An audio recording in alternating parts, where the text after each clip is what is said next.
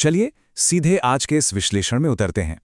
आज हम उड़ीसा के पुरी में स्थित भव्य श्री जगन्नाथ मंदिर से जुड़ी एक ऐसी प्राचीन कथा को समझेंगे जो वास्तुकला और भूगोल के एक बेहद ही दिलचस्प रहस्य से पर्दा उठाती है। हम सब भगवान जगन्नाथ के बारे में तो जानते ही हैं, लेकिन आज के हमारे इस विश्लेषण के केंद्र में स्वयं प्रभु के साथ साथ उनके सबसे बड़े भक्त का एक ऐसा रूप है जिसकी चर्चा अमूमन कम ही होती है। पुरी का रक्षक 30 किलोमीटर दूर क्यों रहता है? सोचने वाली बात है ना?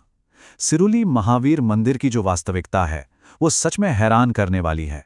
जरा सोचिए, एक ऐसा रक्षक जिसे किसी स्थान की सुरक्षा का जिम्मा सौंपा गया हो, वो आखिर उस स्थान से मीलों दूर क्यों निवास करेगा? पुरी के रक्षक स्वयं महाबली हनुमान, जिस मंदिर की रक्षा के लिए नियुक्त हैं, वहां से इतनी दूर क्यों हैं? इस रहस्य को गहराई से समझने के लिए हमें समय के पन्नों को थोड़ा पीछे पलटना होगा। पहला भाग, पुरी के रक्षक। आइए देखते हैं कि ये पूरी कड़ी आखिर जुड़ती कैसे है। त्रेता युग के नायक जब श्री जगन्नाथ के रूप में नीलाचल धाम में विराजे तो उनके परम भक्त हनुमान उनके बिना कैसे रह सकते थे? तो अपने आराध्य की सेवा के लिए पवन पुत्र हनुमान भी समुद्र के किनारे बसे इस भव्य मंदिर में पहुंच गए। यहां हनुमान जी ने क्षेत्रपाल यानी मुख्य रक्षक या संरक्षक देवता का दायित्व संभाला। वे मंदिर के सिंह द्वार पर एकदम डटकर खड़े हो गए और उनका अनुशासन, बस ऐसा समझ लीजिए कि वहां परिंदा भी पर नहीं मार सकता था। उनकी गदा की धमक और गर्जना से स्वयं काल भी भयभीत रहता था। सिंह द्वार पर उनके खड़े होने का सीधा सार्थ था पुरी के साम्राज्य के लिए पूर्ण सुरक्षा और एक अभेद्य पहरा। भक्ति की गर्जना। देखिए, ये कोई साधारण पहरेदारी बिल्कुल नहीं थी। हनुमान जी धीरे धीरे एक रक्षक से पूरी तरह विलीन भक्त में बदलने लगे। वे अपनी आंखें मूंदते और गहरे ध्यान में मग्न हो जाते।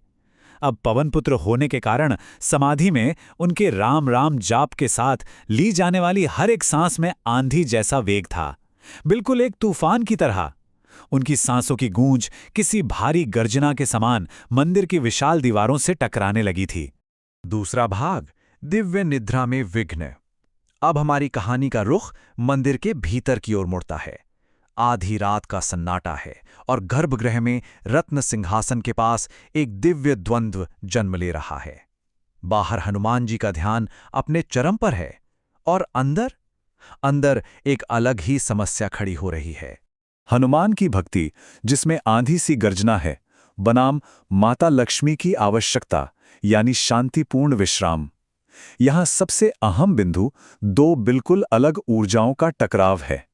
एक तरफ हनुमान जी की असीम भक्ति है, जिसके कारण उनकी सांसें किसी भूकंप की तरह मंदिर के पत्थरों को थर्रा रही हैं, दीपों की लौ डगमगा रही है। और दूसरी तरफ माता लक्ष्मी की आवश्यकता है शांतिपूर्ण निर्बाध विश्राम।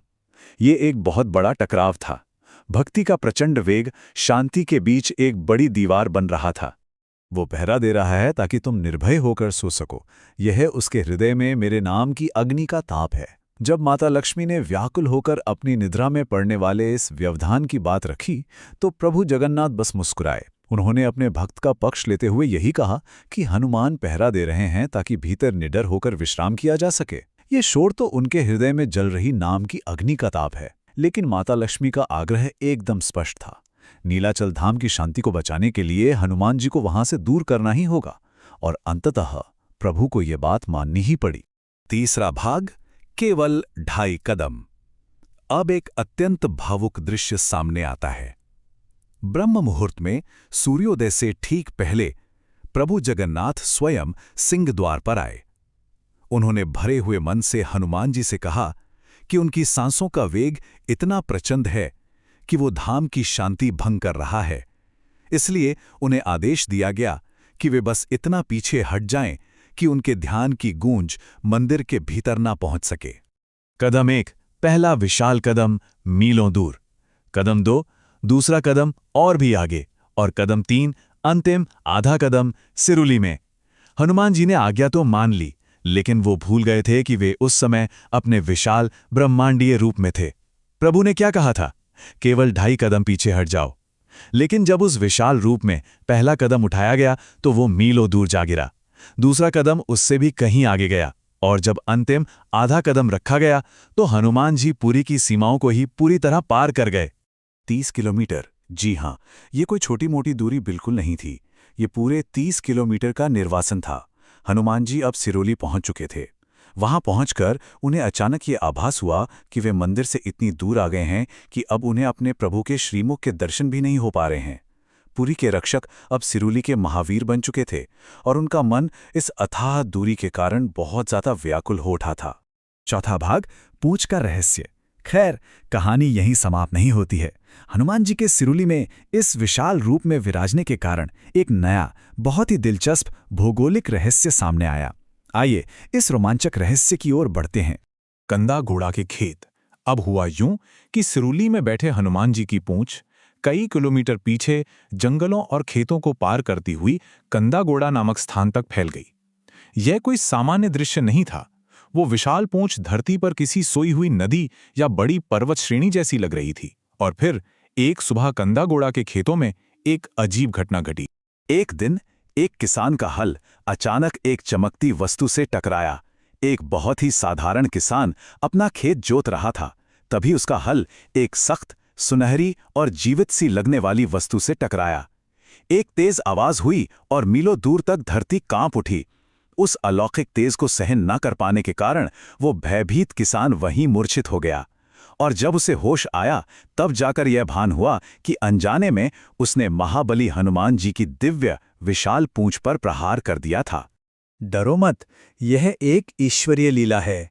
जहां यह अंग स्पर्श करेगा वह भूमि सुरक्षित रहेगी।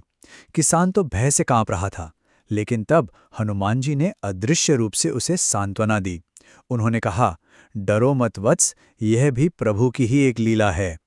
हनुमान जी ने अपनी पूंछ को समेटा नहीं, बल्कि ये वरदान दिया कि जहां जहां उनका ये अंग भूमि को स्पर्श कर रहा है, वो स्थान पवित्र और हमेशा सुरक्षित माना जाएगा।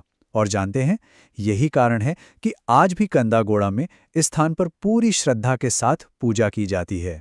पांचवा भाग, भक्ति की दोहरी दृष्टि। चलिए अब इस कथा के मुख्य बिंदु पर वापस लौटते हैं। सिरुली में स्थापित होने के बाद भी हनुमान जी के भीतर एक गहरी उदासी छाई हुई थी। आखिर 30 किलोमीटर दूर होने के कारण वे अपने आराध्य को देख चुन नहीं पा रहे थे। उनकी आंखें प्रभु के दर्शनों के लिए मानो प्यासी थीं। बाईं आंख नील चक्र पर केंद्रित, जो भक्ति और प्रेम का प्रतीक है, बनाम दाहिनी आंख लंका की ओर, जो बुराइयों के प्रति सतर्कता और क्रोध दिखाती है। तो इसी व्याकुलता के बीच प्रभु जगन्नाथ की वाणी गूंजी, जिसने इस अद्भुत दृश्य को जन्म दिया। उन्होंने हनुमान जी से अपनी दृष्टि एकाग्र करने को कहा। जब बाईं आंख खुली तो वो मीलों की दूरी चीरती हुई सीधे पुरी के जगन्नाथ मंदिर के सर्वोच्च शिखर पर लगे नील चक्र पर जाकर टिक गए। ये आंख पूर्ण भक्ति और प्रेम से भरी थी। वहीं दाहिनी आंख दक्षिण की ओर लंका की दिशा में केंद्रित रही, ताकि वहां से आने वाली हर बुरी शक्ति को वहीं भस्म किया जा सके। सिरुली महावीर मंदिर की मूर्ति पूरे 10 फीट ऊंची है। ये रक्षक के विशाल ब्रह्मांडीय रूप को दर्शाती है। एक आंख में अपार भक्ति है और दूसरी आंख में बुराई के खिलाफ क्रोध। आज भी यदि सिरुली महावीर मंदिर के दर्शन किए जाएं तो यह अद्भुत प्रतिमा बिल्कुल इसी मुद्रा में खड़ी है। यह इस कथा का एकदम साक्षात प्रमाण है। इस विशाल रक्षक रूप की एक आंख में अपार प्रेम और भक्ति बसती है और दूसरी आंख में काल का डर और बुराई के खिलाफ सतर्कता साफ दिखाई देती है। जब समर्पण पूर्ण हो तो क्या भौतिक निकटता वास्तव में आवश्यक है? इस विश्लेषण के अंत में एक बहुत ही गहरा विचार सामने आता है। सिरुली महावीर की ये कथा केवल दूरी या भूगोल का कोई चमत्कार भर नहीं है। ये सोचने पर विवश करती है कि जब मन में पूर्ण समर्पण और अटूट भक्ति हो तो क्या भौतिक रूप से पास होना सच में जरूरी है? बिल्कुल नहीं। हनुमान जी की ये लीला सिद्ध करती है कि सच्चा संबंध कभी दूरियों का मोहताज नहीं होता। श्रद्धा की दृष्टि से देखा जाए तो हर दूरी केवल एक भ्रम है। इस विचार के साथ इस विश्लेषण को यहीं विराम देते हैं। इस कथा की गहराई में निश्चित रूप से और भी कई रहस्य छुपे होंगे, जो आगे और जानने की जिज्ञासा को ऐसे ही जगाए रखते हैं।